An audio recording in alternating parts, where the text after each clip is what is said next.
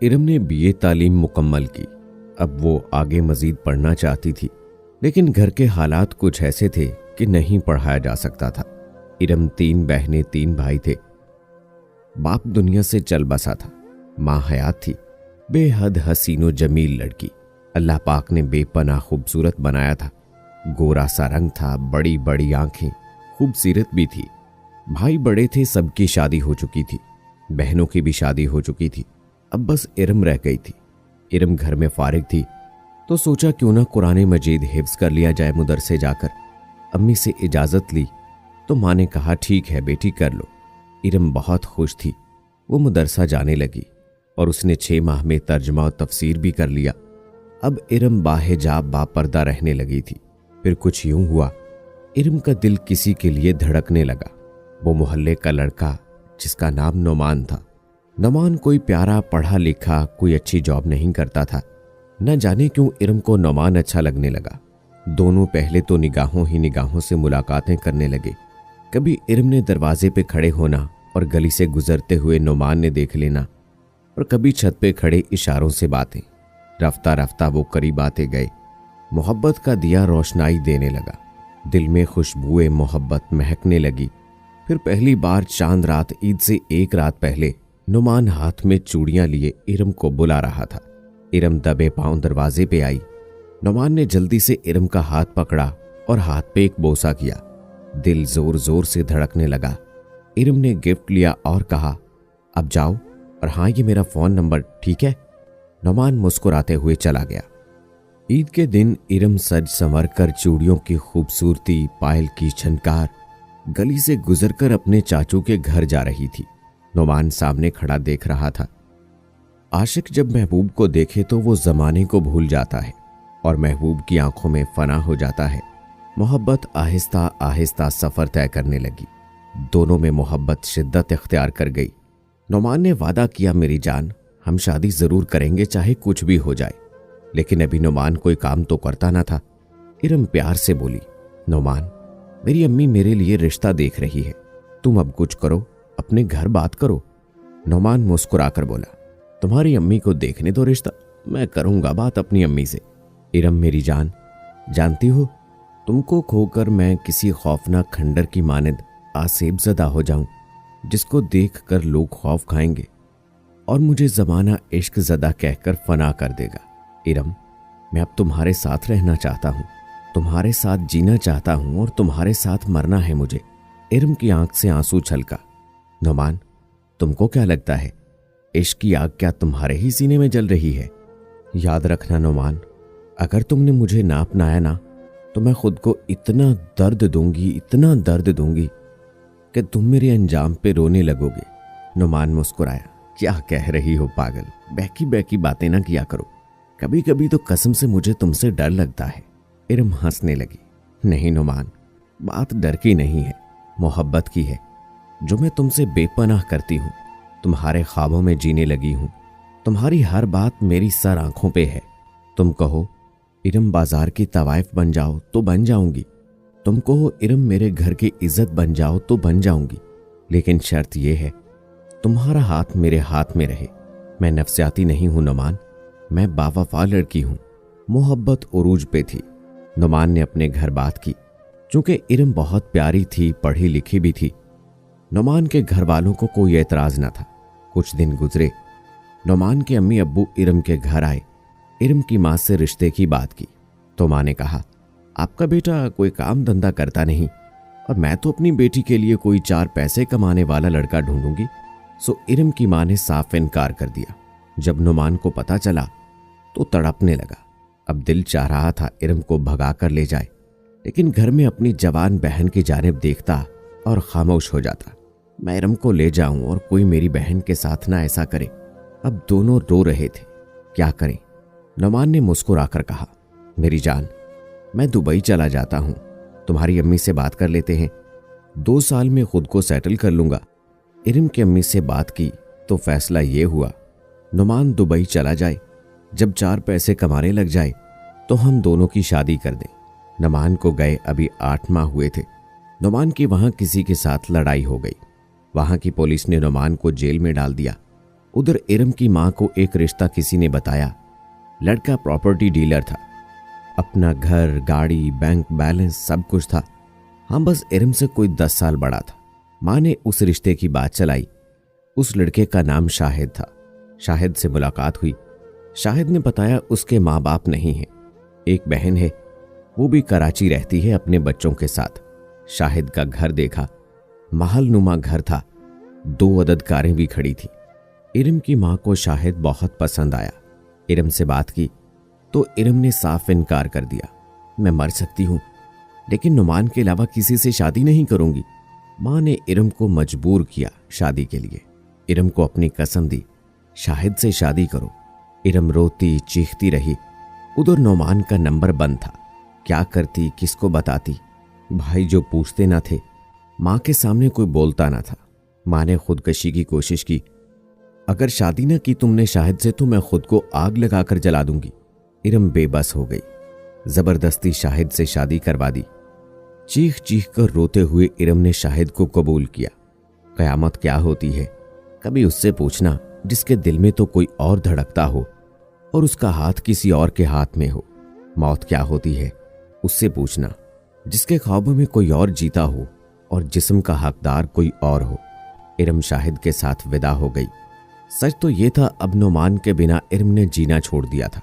इरम थी तो खूबसूरत, लेकिन अब खूबसूरती मान पड़ने लगी थी, क्योंकि उसे लगता था नुमान जानबूझकर उसे छोड़ गया था। ना कोई फोन, ना कोई कॉल। नुमान के घर वाले भी कुछ नहीं जानते थे। शाहिद ने आहिस्ता से कहा, इरम अब मेरी बीवी हो तुम। मैं तुम्हारे बारे सब जानता हूं। तुम किसी से प्यार करती थी, भूल जाओ अब उसे और मुकम्मल मेरी होकर रहो। इरम कांपती आवाज में बोली, मैं शादी को शादी नहीं मानती। ये सौदा किया है तुमने मेरी मां के साथ। शाहिद प्यार से बोला, इरम मैं बहस नहीं करना चाहता। ना तो किसी ने कोई सौदा किया है, ना कोई जबरदस्ती हुई है। ये देखो, ये घर तुम्हारा है, तुम उसकी मालकिन हो। मेरा सब कुछ अब तुम्हारा है। इरम रोते हुए बोली, शाहिद मुझे तलाक दे दो, मैं तुम्हारे साथ नहीं रहना चाहती। इस बार शाहिद को गुस्सा आया। उसने इरम के मुंह पर थप्पड़ मार दिया। कुत्ते की तरह भौंकना बंद करो। आज के बाद मैं तुम्हारे मुंह से ऐसी कोई बकवास ना सुनूं। इरम रोने लगी। मेरी अम्मी ने बहुत गलत किया मेरे साथ, मुझे जिंदा लाश बना दिया है। थोड़ी देर बाद शाहिद पास आया। इरम सॉरी मेरी जान। गुस्से में हाथ उठ गया था। इरम आंसू साफ किए करवट बदल कर लेट गई। दिन गुजरने लगे। नुमान दुबई में जेल से रिहा हो गया। जब उसे पता चला इरम की शादी हो गई है तो वो पाकिस्तान आया। उसने काफी तमाशा किया इरम की मां के साथ, लेकिन अब क्या किया जा सकता था। नुमान के माँ बाप ने समझाया, बेटा अब जो होना था हो गया है। हर काम में अल्लाह पाक की बेहतरी होती है। नुमान की शादी भी हो गई किसी और के साथ। अब वक्त गुजरने लगा। इरम खामोश हो गई थी। उसने शाहिद को कबूल कर लिया था। अब वहां एक लड़का, शाहिद का हमसाया, वो इरम पे आशिक हो गया था। वो इरम को बातों ही बातों में अपनी आशिकी का इजहार करता था। वो इरम से हमदर्दी करता, इरम से मोहब्बत भरी बातें करता। इरम समझती थी कि वो लड़का फहद किस नज़र से इससे बात करता है, लेकिन खामोश रहती। शाहिद हर रोज इरम को डिनर करवाने बाहर लेकर जाता। वो बड़े बड़े होटल में लेकर जाता। कैंडल नाइट डिनर किया करते।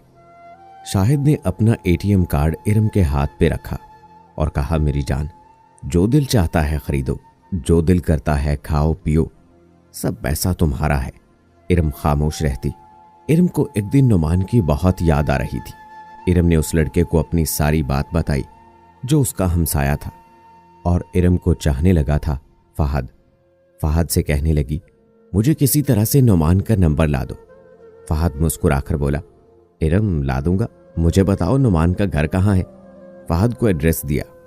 फहद भी ठहरा आशिक। उसने सर तोड़ कोशिश की और आखिर नुमान का नंबर ढूंढ निकाला। इरम को लाकर दिया। इरम घर में अकेली रहती थी। चूंकि शाहिद के बकौल शाहिद के माँ बाप नहीं थे। फहद पास बैठा था। इरम से कहने लगा, आपका नुमान तो दुबई रहता है, वो अपने बीवी बच्चों को भी साथ ले गया है। ये उसका नंबर मुश्किल से मिला है। इरम ने थैंक्स अदा किया। फहद ने आहिस्ता से कहा, इरम एक बात पूछूं? इरम ने हाँ में सर हिलाया। फहद प्यार से बोला, आपका शौहर शाहिद हर रोज आपको डिनर के लिए लेकर जाता है, फिर आप देर रात वापस आते हैं। तो आप घर में खाना बना लिया करें ना। क्या आपको खाना बनाना नहीं आता? इरम की आंखों से ना जाने क्यों आंसू छलक आए थे। आहिस्ता से बोली फहद, कुछ सवालात के जवाब होते हुए भी लाजवाब होते हैं। इतना कहकर इरम ने कहा, अब तुम जाओ, शाहिद आता होगा। शाहिद घर आया। इरम मेरी जान, अभी तक रेडी नहीं हुई क्या? इरम आहिस्ता से बोली, शाहिद आज मेरा दिल नहीं है बाहर जाने का। शाहिद मुस्कुराकर बोला, क्यों मेरी जान? इरम कांपती हुई आवाज में बोली, थक गई हूं मैं, ना जाने क्यों। शाहिद, मैं आपके साथ पिछले 4 साल से रही हूं, क्या आप मुझे अब भी तलाक दे सकते हो? शाहिद गुस्से से बोला, बकवास ना करो। शाहिद इतना कहकर घर से बाहर चला गया। इरम ने नुमान का नंबर डायल किया। नुमान ने देखा पाकिस्तान का नंबर है। फोन कान के साथ लगाया। हेलो। दूसरी जानिब से आवाज आई जिसमें न जाने कितना दर्द था। हेलो। नुमान इरम की आवाज सुनते ही तड़पने लगा। नुमान खामोश हो गया, खुद को संभाला। इरम रोते हुए बोली, नुमान क्या 2 मिनट बात कर सकती हूँ? नुमान ने प्यार से बोला, हाँ इरम बताओ कैसी हो? इरम रोने लगी, नुमान मैं ठीक नहीं हूँ। नुमान ने पूछा, क्या हुआ है? इरम चीख कर रोने लगी, मैं बिखर चुकी हूँ। नुमान मुझ पे जुल्म ढाए जा रहे हैं, मुझे बचा लो आकर। नुमान मैं कैसे बताऊं मैं किस दर्द से गुजर रही हूँ? नुमान हौसला देते हुए बोला, इरम मुझे बताओ क्या हुआ है? इतने में शाहिद दरवाजे पे खड़ा सुन रहा था बातें इरम की। जल्दी से दरवाजा खोला, इरम के हाथ से मोबाइल पकड़ा और दीवार के साथ दे मारा। कुत्ती कमीनी, किस आशिक से बात कर रही हो? शाहिद ने इरम को 3-4 थप्पड़ मार दिए। इरम अब बस शाहिद से जान छुड़ाना चाहती थी, लेकिन किस कीमत पे? न माँ बात सुनने के लिए तैयार थी न भाई। इरम ने फिर एक सख्त फैसला किया। फहद को फोन किया जो प्यार करता था इरम से। उसे कहा, फहद एक आखिरी काम करोगे मेरे लिए? फहद ने आशिकाना अंदाज में कहा, हाँ बोलो इरम। फहद क्या मुझे चूहे मारने वाली दवा लाकर दे सकते हो? फहद चौंक गया, इरम क्या कह रही हो आप? इरम ने कसम दी, मुझसे प्यार करते हो तो ला दो। फहद ने दूसरे दिन चूहे मारने वाली दवा लाकर दे दी। इरम ने शाम को डिनर पे जाने से पहले चाय में मिलाई और अपने शौहर शाहिद को पिला दी। चंद मिनट गुजरे, शाहिद तड़पने लगा, जमीन पे गिर गया। इरम ने कुल्हाड़ी उठाई और शाहिद के सर पर 18 वार किए, सर तन से जुदा कर दिया। इतने में फहद घर आया। देखा शाहिद जमीन पर पड़ा खून में लथपथ, इरम पास बैठी रो रही थी। फहद ये मंजर देखकर भाग निकला। इरम चीख चीख कर रोने लगी। जब इरम भी वहां से भागने लगी तो मोहल्ले वालों ने देखा इरम के कपड़े खून से लथपथ हैं। इरम को पकड़ लिया। फिर राज खुला, इरम ने अपने शौहर को कत्ल कर दिया है। पुलिस को कॉल की, इरम को हथकड़ियां लगा दी गई। इरम खामोश थी। बहुत बेरहमी से कत्ल किया था इरम ने। सब लोग इरम पर थूकने लगे। औरत के नाम पर धब्बाहू। कुछ कहने लगे इसको संसार कर दो, कुछ ने कहा इस जालिम औरत को चौराहे पे सूली चढ़ा दो। किसी ने गाली दी इरम को, थाने ले गए। इरम ने अपना जुर्म कबूल कर लिया। फिर एक न्यूज चैनल का रिपोर्टर आया। उसने माइक पकड़ा, इरम से पूछा, कितनी बदबख्त लड़की हो तुम, अपना हुस्न देखो और अपना जुल्म देखो। सुना है तुम्हारा एक आशिक दुबई में है और एक हमसाया था फहद, उसके साथ भी गलत ताल्लुकात थे तुम्हारे। कितनी गंदी औरत हो तुम, क्यों कत्ल किया अपने शौहर का? इरम आहिस्ता से बोली, बस मैं उसके साथ नहीं रहना चाहती थी। सहाफी ने पूछा, तो तलाक ले लेती? इरम धीमे लहजे में बोली, नहीं देता था तलाक। सहाफी चिल्लाकर बोला, क्या तुमको शर्म नहीं है? अपने आशिक के लिए तुमने अपने शौहर को कत्ल कर दिया। इरम खामोश हो गई और कहने लगी, मैं बदकिरदार औरत नहीं हूं, मेरा अल्लाह जानता है मैं क्या हूं। सहाफी ने काफी बुरा भला कहा इरम को, फिर कहने लगा, तुमको पता है तुमको सजाए मौत होगी। इस बार इरम मुस्कुराने लगी। अल्हम्दुलिल्लाह, जैसे चेहरे पे एक सुकून आ गया हो। हर देखने सुनने वाला इरम को गालियां दे रहा था और फिर अदालत ने इरम को उम्र कैद की सजा सुनाई। मैं फारिस उस लड़की की वीडियो देख रहा था। मुझे उसकी आंखों में एक दर्द दिखाई दे रहा था। मेरा दिल नहीं मान रहा था ये लड़की बदकिरदार होगी। जरूर कुछ न कुछ ऐसा है जो उसने अपने दिल में छुपा रखा है। मैंने हर मुमकिन कोशिश की उसे तलाश करूं। वो किस जेल में है मैंने उसकी सारी डिटेल ली। बिलाखिर 2 माह बाद मुझे उसका एड्रेस मिल गया। मैं जेल जा पहुंचा, पुलिस वालों को अपना तारुफ दिया और सिर्फ 20 मिनट के लिए उस लड़की से मिलना चाहा। पहले तो इरम मिलना नहीं चाहती थी, फिर बहुत कोशिश के बाद उसने हाँ की। मैं जब जेल में गया, देखा नूरानी चेहरा मासूम सी लड़की नाजुक सी मुसल्ले पे बैठी असर की नमाज पढ़ रही थी। मैं इंतजार करने लगा। जब नमाज से फारिग हुई तो उससे मुलाकात रूम में लाया गया। उसको हथकड़ियां लगी हुई थी। मैंने पुलिस वाले से कहा, इसकी हथकड़ी खोल दे। इरम मुझे देख रही थी, फिर आहिस्ता से बोली, आप कौन? मैंने कुर्सी पे बैठने का कहा। फिर इरम के सर पे प्यार से हाथ फेरा और बताया, मैं फारिस हूं। उसे अपने बारे सब बताया। इरम की आंखों में देखते हुए पूछा, इरम मेरा दिल नहीं मानता तुम बदकिरदार लड़की हो। मुझे वो राज बताओ जो दिल में छुपाए जी रही हो। इरम की आंखों से आंसू छलक गए। आहिस्ता से बोली, फारिस भाई आप क्या करेंगे जानकर? मैंने प्यार से कहा, फारिस शायद किसी और की जिंदगी बचा सके। इरम जोर जोर से रोने लगी। पुलिस कांस्टेबल भी पास खड़ी थी। वो शायद इससे डर रही थी। मैंने पुलिस लेडी कांस्टेबल को बाहर जाने की रिक्वेस्ट की। इरम रोते हुए बोली, मैं शाहिद से शादी नहीं करना चाहती थी, लेकिन मेरी माँ ने जबरदस्ती शादी कर दी थी। मैं बहुत अच्छा जीना चाहती थी, लेकिन शादी के 10 दिन बाद मुझे पता चला शाहिद अच्छा इंसान नहीं है। वो लड़कियों से जिस्म फरोशी करवाता था। वो दलाल था। वो मुझे हर शाम डिनर के नाम पे ले जाता और मुझसे भी जिस्म फरोशी करवाता था। मुझे कहता था लोगों के साथ पैसों बारे डील किया करो। मैंने कितनी बार वहां से भागना चाहा, लेकिन उसके हाथ बहुत दूर तक फैले हुए थे। वो मुझे कत्ल कर देता। उसने मेरी तरह बहुत सी लड़कियों को अपने जाल में फंसाया हुआ था। मैं उस दलदल से निकलना चाहती थी, लेकिन मैं बेबस थी। शायद मुझे 50 लाख में किसी को बेचने वाला था। मैं क्या करती? मुझे कोई रास्ता दिखाई नहीं दे रहा था। मुझे मजबूर होकर यह कदम उठाना पड़ा। न माँ ने मेरी खबर ली, न भाइयों ने, और मैं क्रिमिनल बन गई। मैं कातिल बन गई। फारिस भाई, मियाँ बीवी का रिश्ता बहुत पाकीज़ा रिश्ता होता है। किस पे यकीन किया जाए? अब कौन से रिश्ते पे खून सफेद हो चुके हैं और लोग दरिंदे। मेरी माँ के एक गलत फैसले ने मुझे उम्र कैद की मुजरमा बना दिया। मैं किसे गलत कहूँ और किसे अच्छा। इतने में मुलाकात का टाइम खत्म हुआ। मैं मासूम से चेहरे की जानिब देखने लगा। वो बेचारी इरम बेगुनाह फनाह कर दी गई। मियाँ बीवी का रिश्ता अनमोल होता है। अब ये भी दरिंदा बन गया। किस पे यकीन करें, किस पे भरोसा? किसको अपना कहें, किसको अपनी इज्जत का मुहाफिज समझें? बहुत से शाहिद जो मर्द बनकर न जाने कितनी इरम को फनाह कर रहे हैं, खुदा जाने। मैं तो इतना कहूँगा, माँ बाप सोच समझ कर फैसला करें। फारिस सब मर्दों या मियाँ बीवी के रिश्ते को गलत नहीं कह रहा, लेकिन एक हकीकत जो आज के ज़माने में है वो बयान की है। ये कोई अफसाना नहीं, बिल्कुल हकीकत है। अपनी बेटियों को हक के लिए लड़ना सिखाएं, उनकी हिम्मत बने, उनकी ताकत बने।